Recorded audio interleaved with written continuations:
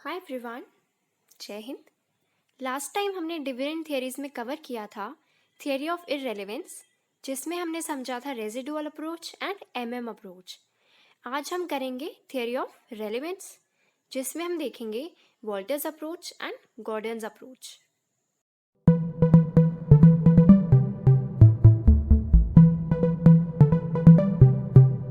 Theory of relevance basically क्या कहती है कि जो डिविडेंड डिसीजंस होते हैं फर्म के, वो ऑलमोस्ट ऑलवेज इफेक्ट करते हैं फर्म की वैल्यू को।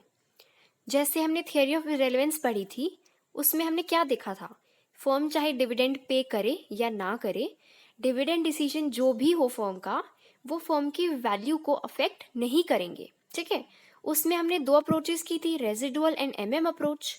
तो रेलेवेंस स्कूल ऑफ थॉट या थियरी ऑफ रेलेवेंस का क्या कहना है कि आप जो भी डिविडेंड डिसीजन लेते हो वो ऑलमोस्ट ऑलवेज फर्म की वैल्यू को अफेक्ट करेगा।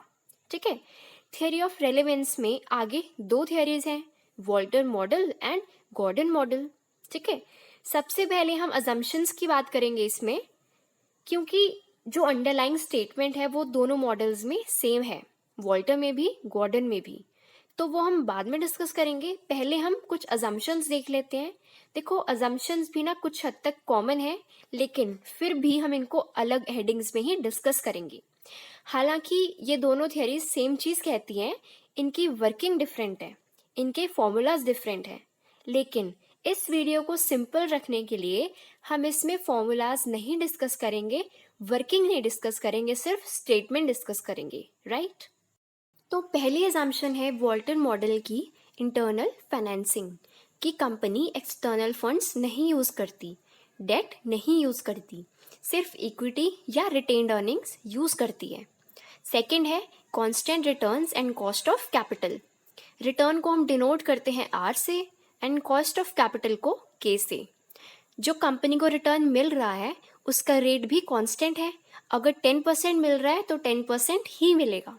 और जो कॉस्ट कंपनी को बियर करनी पड़ती है, यानी कॉस्ट ऑफ कैपिटल, वो भी कांस्टेंट है, अगर 8% है तो 8% ही रहेगी।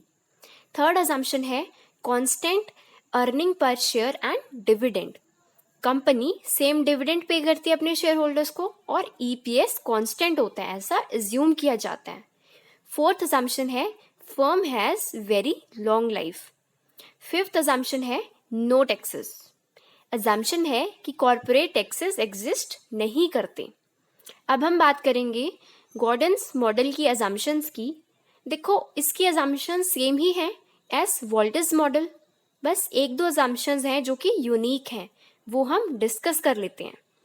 तो अपार्ट फ्रॉम दोस जो हम ऑलरेडी वॉल्टर्स मॉडल में डिस्कस कर चुके हैं, तो यूनिक वाली अजम्पशंस में फर्स्ट है constant retention ratio. Retention ratio को हम बी से डिनोट करते हैं। इसका मतलब है कि जैसे अर्निंग पर शेयर 10 रुपीज़ है, तो कुछ पार्ट कंपनी रिटेन करेगी, कुछ पार्ट कंपनी डिविडेंड दे देगी। जो रिटेन करेगी उसे कहते हैं रिटेंशन रेशो, एंड जो डिविडेंड पे करेगी उसे कहते हैं पे आउट रेशो। नाम से पता चल रहा है, अगर 10 रुपीज़ अर्निंग पर शेयर है, ठीक है, एंड 40% रिटेंशन रेशो है, तो 4 रुपीज़ कंपनी रिटेन करेगी एंड 60% जो ही वो है आपकी पे आउट रेशो, तो 6 रुपीज़ कंपनी पे करेगी एज डिविडेंड।